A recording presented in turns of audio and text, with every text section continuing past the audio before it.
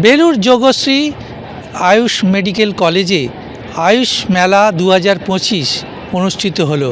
উদ্বোধন করলেন স্থানীয় বিধায়ক ডক্টর রানা চট্টোপাধ্যায়, এখানকার কলেজের প্রিন্সিপাল সহ হাওড়া সিএমএইচ কিশলয় দত্ত। 16টি স্টল করা হয়েছে বেলুর যোগশ্রী কলেজে, যেখানে আয়ুষ সম্বন্ধে যে ন্যাচারোপ্যাথি চিকিৎসা অর্থাৎ যোগশ্রী চিকিৎসা সমস্ত বিষয় এখানে চিকিৎসা পরিষেবা দেওয়া হয় এবং এলাকার সাধারণ মানুষ যাতে এই চিকিৎসাকে গ্রহণ করে তার জন্য বোঝানো হবে। অর্থাৎ কোনো সাইড এফেক্ট নেই, ওষুধ খেতে হবে না। এই চিকিৎসা পদ্ধতি যদি সাধারণ মানুষ গ্রহণ করে অল্প খরচায়, অর্থাৎ এই খরচা সাধারণ মানুষের যারা প্রচুর খরচা হয় অ্যালোপ্যাথিক হোমিওপ্যাথিক তারা এই চিকিৎসা গ্রহণ করতে পারে। তবে আজকে উদ্বোধনী অনুষ্ঠান হলো, গত দুদিন ধরে এই মেলা চলবে, আয়ুষ মেলা 2025। না, প্রথমত বেলুর যেটা বললেন আপনি, যে স্বামী বিবেকানন্দের পদধূলিতে ধন্য এই পুণ্যভূমি এখানে, এবং এই যোগশ্রী মেডিকেল কলেজ যেটা মাননীয় মুখ্যমন্ত্রীর একটা ড্রিম প্রজেক্ট, তো এর থেকে ভালো ভেন্যু আর কিছু হয় না এবং অত্যন্ত সুন্দরভাবে আয়োজন করেছেন সকলে। এক্ষুনি সিএমও সাহেব বললেন, এখানে প্রিন্সিপাল স্যার আছেন এবং প্রত্যেকে আছি আমরা।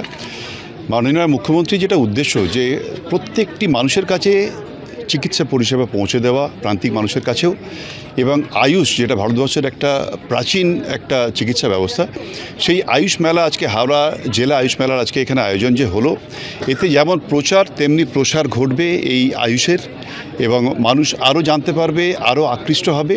কারণ এই যে চিকিৎসা প্রণালী, এই এতক্ষণ ধরে স্টলগুলো আমরা ঘুরেও দেখছিলাম, বিভিন্ন স্টলে বিভিন্ন ওষুধপত্র দেখছিলাম, কথা বলছিলাম যে এর যেটা যে বলে সাইড এফেক্টগুলো কম, হ্যাঁ, এবং রোগ প্রতিরোধে যেটা প্রিভেনশনে যেটা এটা রোল, এবং অনেক ওষুধ আছে যেগুলো খরচা একদম নাগালের মধ্যে ভীষণই কম। হ্যাঁ, তো সুতরাং এটা একটা অত্যন্ত উপকারী একটা সমাজের পক্ষে একটা চিকিৎসার প্রণালী, এবং সকল চিকিৎসা পদ্ধতি অ্যালোপ্যাথি হোক বা হোমিওপ্যাথি হোক সকলে একে অপরের পরিপূরক। তো সুতরাং এই মেলা আমি নিশ্চিত যে জনমানসে একটা প্রভাব রাখবে এবং তার সুফল মানুষ পাবে, এবং যেভাবে পশ্চিমবঙ্গে স্বাস্থ্য ব্যবস্থা এগিয়ে চলেছে, ডেফিনেটলি এই মেলাও সেখানে একটা গুরুত্বপূর্ণ তার একটা স্বাক্ষর রেখে যাবে। ছাত্রছাত্রীরা তো ভালোভাবেই নিচ্ছে, প্রত্যেকবারই 50টা করে সিটি ফিল আপ হয়ে যাচ্ছে, তার জন্য কোনো অসুবিধে নেই। সবচেয়ে বড় কথা হচ্ছে যে পাবলিক ইন্টারেস্টে আমরা কিভাবে কাজ করতে পারছি, এটাই হচ্ছে সবচেয়ে বড় বিষয়। সেখানে দেখা যাচ্ছে যে আমাদের 250 থেকে 300 পেশেন্ট প্রত্যেক দিন ওপিডিতে হচ্ছে।